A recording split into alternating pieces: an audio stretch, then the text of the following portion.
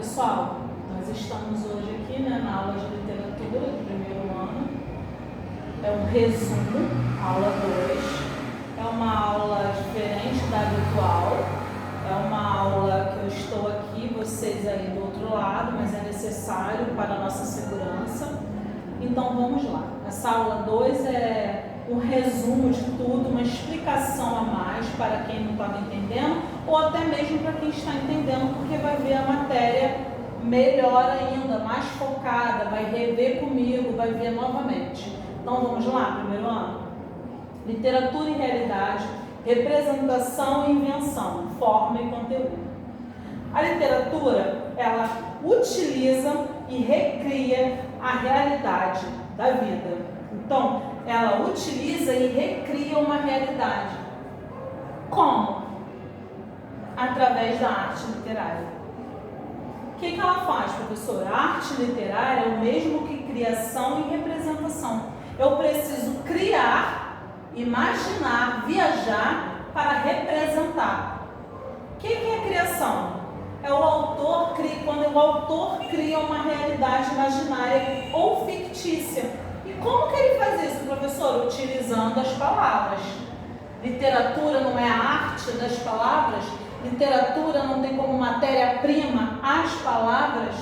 Então, assim, ela mantém relações intensas, o autor, mantém relações intensas entre o mundo real, nosso mundo, a experiência de vida do autor, ele mantém. Por quê? Porque cada um tem sua maneira interpretativa. Então ele vai manter relações com o mundo real e suas experiências de vida, mais o imaginário. Professor, é preciso isso tudo para criar? Sim, ele precisa criar uma realidade imaginária, utilizando a matéria-prima, que são as palavras, mantendo relações do mundo real com o mundo imaginário. Então tem coisas que ele vai descrever, falar reais no sentido denotativo? Sim, mas na maioria das vezes ele vai usar também o sentido conotativo. Ele vai usar o sentido figurado. Como que ele faz isso? Através das palavras, porque é literatura. E depois, professora, como é que ele faz para representar esse texto? Para representar essa realidade? Para representar essa arte literária? Ele faz isso através de imagem, textos, poemas, pinturas. Então ele recria, ele cria e representa, ele recria a realidade da vida, utilizando muitas das vezes na nossa matéria, que é literatura, as palavras. E ele representa imagem, textos e poemas.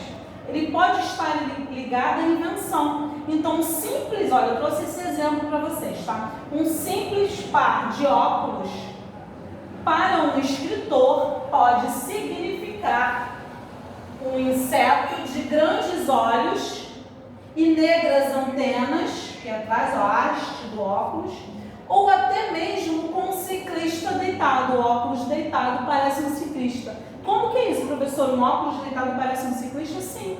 Deita o óculos que você vai imaginar. Então, o que o escritor faz? Ele usa as palavras, porque ele tem que escrever o texto e o poema, ou representar uma imagem, através do que? Da representação. Então, a representação vai ser em textos e poemas utilizando as palavras. A matéria-prima dele, a criação dele, vai ser representada aqui. Textos e poemas, imagens também. Então, um simples óculos, que faz parte do meu mundo real, da minha experiência de vida, vai se tornar algo imaginário na mente do escritor. Na representação, o autor precisa mais do que o senso comum. Por quê, professor? Ele precisa mais do que o senso comum. Ele não precisou aqui? Um simples par de óculos, meu senso comum, virou dentro de um texto. Se eu fosse fazer um poema sobre o óculos, viraria o quê? Um inseto de grandes olhos e negras antenas, ou até mesmo um ciclista deitado. Então, ele utiliza do senso comum, mas ele vai além do senso comum. Ele vai ao senso artístico, ele vai ao senso poético, que é o que o escritor necessita, o autor, dentro da literatura. Forma e conteúdo. Como assim? Eu preciso. Forma. Como, o modo, o significante. O que é o significante? A forma, é o corpo, é o que se vê através do texto, do poema, o que se ouve da palavra. Então a forma é o significante, tá? A forma é o corpo, é como eu vejo. E o conteúdo é o que o texto diz, é o significado, é o conteúdo, o que esse poema me traz, o que ele me passa, o que essas palavras representam entre si. Então a forma é como ele está vindo escrito, como foi aquele texto que vocês fizeram no Rio, né? Rio ou ir.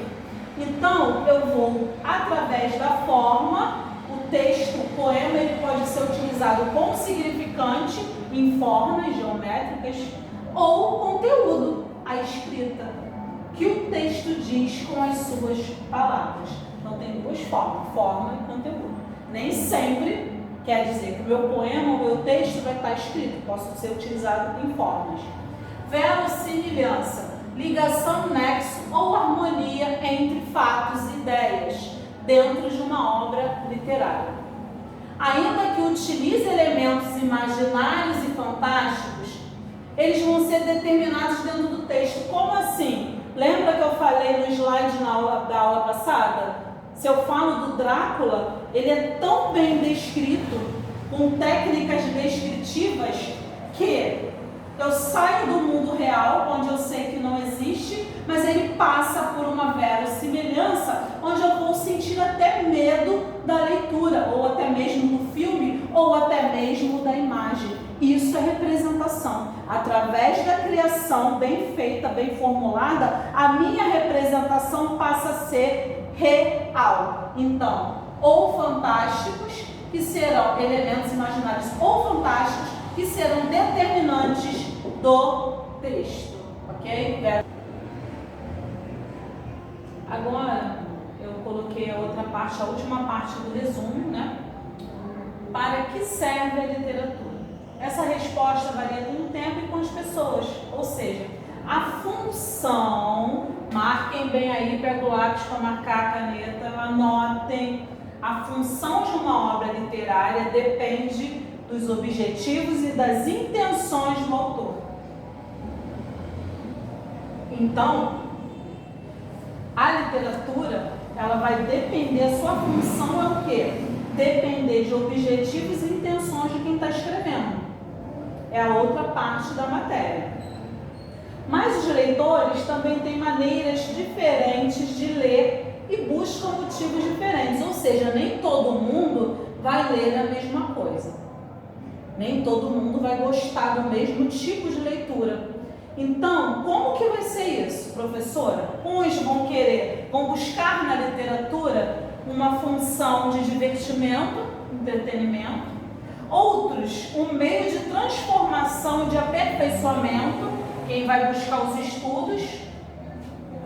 Outros, um veículo de análise e de crítica em relação à sociedade e à vida. Então, vai buscar textos que fazem o quê? Uma análise, que fazem críticas a algo, alguma ideologia, algum ideal, algum sentido.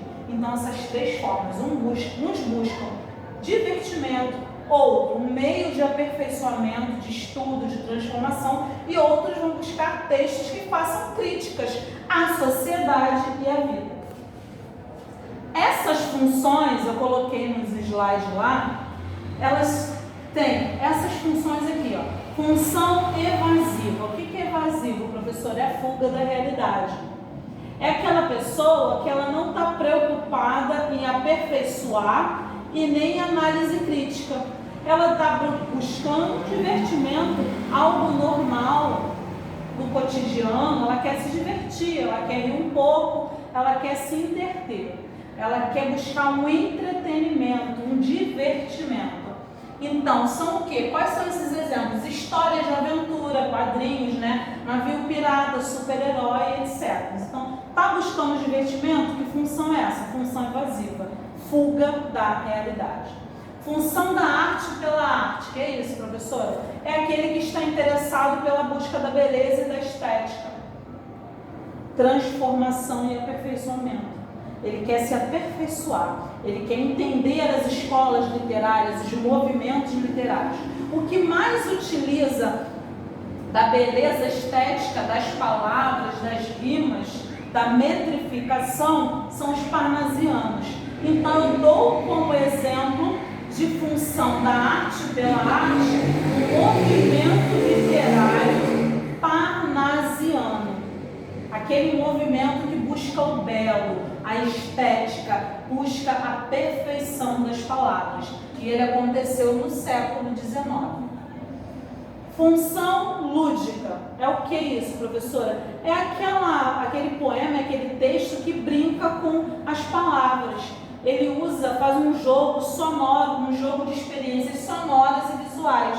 Como exemplo, aquele poema que vocês fizeram. Eu vou até passar um trabalho para casa sobre função lúdica, porque existem vários outros poemas. Tem uns que fazem modelo como aquele fez aquele círculo, tipo mandala. Tem uns que faz de café, de salto, de copo, de círculo. Então tem várias formas de poema em forma lúdica. Essa pessoa também está buscando aperfeiçoamento? Sim, está buscando a transformação, aperfeiçoamento na forma de interpretar outros tipos de poemas e textos. Função ideológica. O que é? O que é um exemplo de uma função ideológica? É aquela literatura engajada. O que é engajada? Participar, apoiar, ser determinante em algo, num fato, numa ideologia, numa forma de pensar. Ela apoia um partido político, uma causa filantrópica ou um ideal de vida. Então, a função ideológica, eu vou encaixá-la no quê? Veículo de análise e da crítica em relação à sociedade e à vida. Por quê? Porque vão haver textos, vão acontecer textos que vão fazer o quê? Análise críticas de coisas, de partido, causa filantrópica, de ideais de vida, de ideais de sociedade. Então, a função ideológica, ela se encaixa de que maneira? Veículo de análise crítica em relação à sociedade. Viu o texto que está fazendo uma análise de tempo político? Sociedade de forma política, cultura, causa filantrópica ou de um ideal de vida. Eu falo que é um veículo de análise crítica da sociedade e da vida. Eu vou deixar exercícios para que nós possamos treinar mais. Vou deixar correção na plataforma do exercício da aula anterior e vamos exercitar mais essa forma de literatura, representação da realidade, recriação, invenção, forma, conteúdo, função, para que serve? Textos onde vocês possam identificar a fuga da realidade, a arte pela arte, a função lúdica, a função ideológica. Para isso serve a literatura. São movimentos, foram fatos que aconteceram e acontecem até hoje. Então essas funções, elas são identificadas dentro de textos, a partir de textos, ok? Eu espero que vocês estejam entendendo, espero que estejam prestando atenção, anotando os principais fatos, dúvidas que tiveram dos slides. Eu espero que vocês estejam bem, que muito em breve nós vamos estar juntos novamente na sala de aula. Eu agradeço, vou deixar o trabalho lá na plataforma, a correção, o gabarito dos outros exercícios. Espero que vocês fiquem bem e até a próxima aula.